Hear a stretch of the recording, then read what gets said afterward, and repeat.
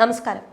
തിരുവനന്തപുരം വഞ്ചിയൂരിലുണ്ടായ വെടിവെപ്പ് കൃത്യമായി പ്ലാൻ ചെയ്ത് നടപ്പിലാക്കിയത് എന്ന നിഗമനത്തിലാണ് പോലീസ്. പരിക്കേറ്റ ഷിനിയുടെ വീടിനെക്കുറിച്ച് വ്യക്തമായി അറിയാവുന്ന ആളായിരിക്കണം വെടിവെച്ചത് എന്ന സംശയം തന്നെയാണ് പോലീസ് പങ്കുവയ്ക്കുന്നത്.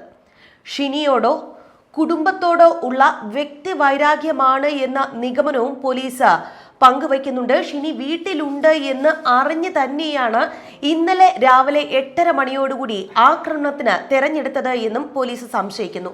ആക്രമിച്ച സ്ത്രീ വഞ്ചിയൂരുള്ള വീടും പരിസരവും മനസ്സിലാക്കാൻ മുൻപും എത്തിയിരുന്നു എന്നാണ് പോലീസ് സംശയം പ്രകടിപ്പിക്കുന്നത്.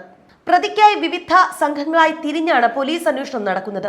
സഞ്ചരിച്ച കാറിന്റെ CCTV ദൃശ്യങ്ങൾ ഇന്നലെ പുറത്തു വന്നിരുന്നു. വാഹനത്തിന്റെ നമ്പർ പ്ലേറ്റ് വ്യാജമായിരുന്നു എന്നും തെളിഞ്ഞിരുന്നു. വെടിവെച്ചതിന് ശേഷം കാർ ആറ്റിങ്ങൽ ഭാഗത്തേക്കാണ് സഞ്ചരിച്ചത്. പറണ്ടോട് സ്വദേശി മാസങ്ങൾക്ക് മുൻപ് കോഴിക്കോടുള്ള വ്യക്തിക്ക് വിറ്റ കാറിന്റെ നമ്പറാണ് അക്രമിയുടെ കാറിൽ പതിച്ചിരുന്നത്. CCTV ദൃശ്യങ്ങളുടെയും വീട്ടുകാരുടെ മൊഴിയുടെയും അടിസ്ഥാനത്തിലാണ് അന്വേഷണം മുന്നോട്ടു പോകുന്നത്. നേരത്തെ തന്നെ വീടും പരിസരവും നിരീക്ഷിച്ച ശേഷമാണ് ആക്രമണം ആസൂത്രണം ചെയ്തത് എന്ന് പോലീസ് പറയുന്നു. ചാരിറ്റബിൾ സൊസൈറ്റിയിൽ നിന്നെന്ന് പറഞ്ഞ് ഒരാഴ്ച മുൻപ് ഒരാൾ വീട്ടിൽ വന്ന് വിവരങ്ങൾ തിരക്കിയിരുന്നുവെന്ന് കുടുംബം പറയുന്നുണ്ട്.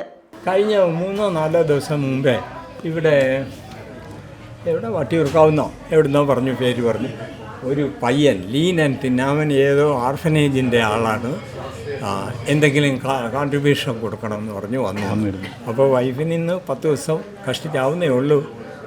ഓപ്പറേഷൻ കഴിഞ്ഞിട്ട് മുട്ട് അവൾ മാത്രമേ ഉള്ളൂ.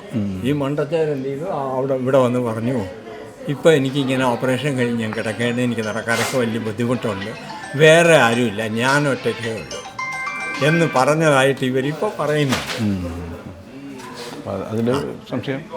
അതൊരു സംശയമുണ്ട്. അങ്ങനെ അതേസമയം വാഹനത്തിനുള്ളിൽ സഹായിയായി മറ്റൊരാൾ കൂടി ഉണ്ടാകാനുള്ള സാധ്യതയും പോലീസ് തള്ളുന്നില്ല.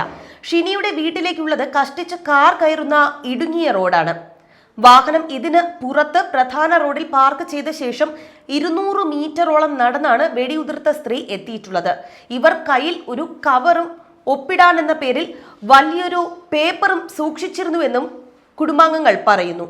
ആക്രമണത്തിനിരയായ ഷിനിയുടെ ഭർത്താവ് സുജിത്ത് സ്ഥിരമായി മാലിയിൽ നിന്ന് കൊറിയർ വഴി സാധനങ്ങൾ അയക്കാറുണ്ട്. അതുകൊണ്ട് തന്നെ ഇവർക്ക് സംശയങ്ങൾ തോന്നിയില്ല. ഇത്തരത്തിൽ ഈ വീട്ടിലേക്ക് കൊറിയർ വരാറുള്ളത് വെടിയുതിർത്ത സ്ത്രീക്കും അറിയാമായിരുന്നുവെന്ന് പോലീസ് പറയുന്നു. കഴിഞ്ഞയാഴ്ചയും ഷിനിക്ക് ഭർത്താവ് കൊറിയർ വഴി സാധനങ്ങൾ അയച്ചിരുന്നു.